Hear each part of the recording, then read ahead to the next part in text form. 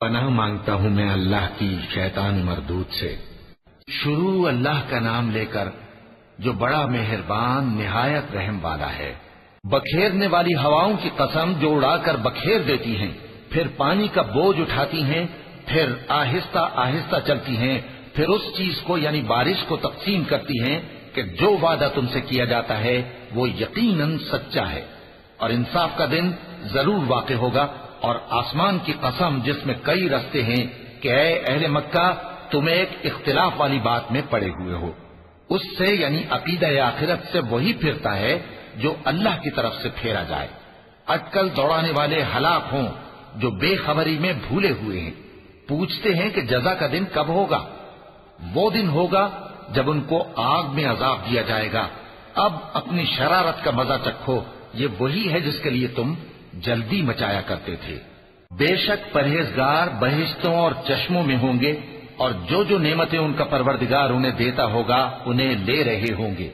بے شک وہ اس سے پہلے نیکیاں کرتے تھے، رات کے تھوڑے سے حصے میں سوتے تھے اور صبح کے اوقات میں بخشش مانگا کرتے تھے، اور ان کے مال میں مانگنے والوں اور نہ مانگنے والوں دونوں کا حق ہوتا ہے۔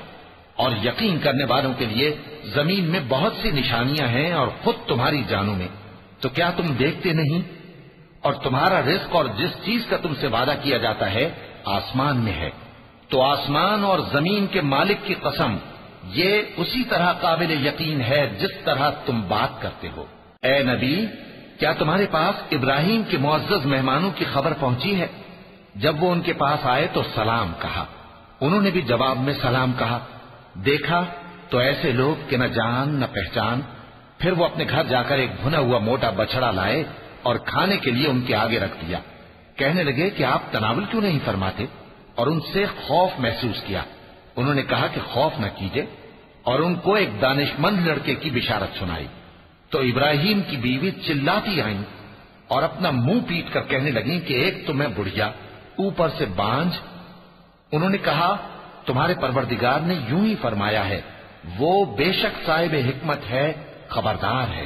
ابراہیم نے کہا کہ فرشتوں، اب تمہارا اصل کام کیا ہے؟ انہوں نے کہا کہ ہم گناہگاروں کی طرف بھیجے گئے ہیں تاکہ ان پر گارے کی پتھریاں برسائیں جن پر حد سے بڑھ جانے والوں کے لیے تمہارے پروردگار کے ہاں سے نشان کر دیے گئے ہیں۔ پس وہاں جتنے مومن تھے ان کو ہم نے نکال لیا، پھر اس بستی میں ہم نے ایک گھر کے سوا مسلمانوں کا کوئی گھر نہ پایا، اور جو لوگ عذاب علیم سے ڈرتے ہیں ان کے لیے ہم نے وہاں نشانی چھوڑ دی۔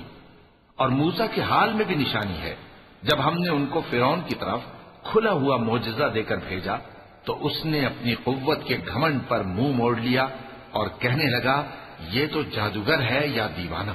تو ہم نے اس کو اور اس کے لشکروں کو پکڑ لیا اور ان کو سمندر میں پھینک دیا، اور وہ کام ہی قابل ملامت کرتا تھا۔ اور عاد کی قوم کے حال میں بھی نشانی ہے، جب ہم نے ان پر نامبارک ہوا چلائی، وہ جس چیز پر چلتی اس کو ریزہ ریزہ کیے بغیر نہ چھوڑتی۔ اور قوم سمود کی حال میں بھی نشانی ہے، جب ان سے کہا گیا کہ ایک وقت تک فائدہ اٹھا لو، پس انہوں نے اپنے پروردگار کے حکم سے سرکشی کی، سو ان کو کڑک نے آ پکڑا اور وہ دیکھ رہے تھے۔ پھر وہ نہ تو کھڑے رہنے کی طاقت رکھتے تھے اور نہ مقابلہ کر سکتے تھے، اور اس سے پہلے ہم نوح کی قوم کو ہلاک کر چکے تھے۔ بے شک وہ نافرمان لوگ تھے۔ اور آسمان کو ہم ہی نے اپنی قدرت سے بنایا، اور ہم کو ہر طرح کی قدرت ہے، اور زمین کو ہم ہی نے بچھایا، تو دیکھو ہم کیا خوب بچھانے والے ہیں۔ اور ہر چیز کے ہم نے دو دو جوڑے بنائے تاکہ تم نصیحت حاصل کرو۔ تو تم لوگ اللہ کی طرف دوڑ چلو، میں اس کی طرف سے تم کو صاف صاف خبردار کرنے والا ہوں۔ اور اللہ کے ساتھ کسی اور کو معبود نہ بناؤ، میں اس کی طرف سے تم کو صاف صاف خبردار کرنے والا ہوں۔ اسی طرح ان سے پہلے لوگوں کے پاس بھی جو پیغمبر آتا تو وہ بھی اس کو جادوگر یا دیوانہ کہتے۔ کیا یہ لوگ ایک دوسرے کو اسی بات کی وصیت کر مرے ہیں؟ نہیں، بلکہ یہ شریر لوگ ہیں۔ تو اے نبی ان سے منہ موڑ لو، تم کو ہماری طرف سے ملامت نہ ہوگی، اور نصیحت کرتے رہو کہ نصیحت مومنوں کو نفع دیتی ہے۔ اور میں نے جنوں اور انسانوں کو اسی لیے پیدا کیا ہے کہ وہ میری عبادت کریں۔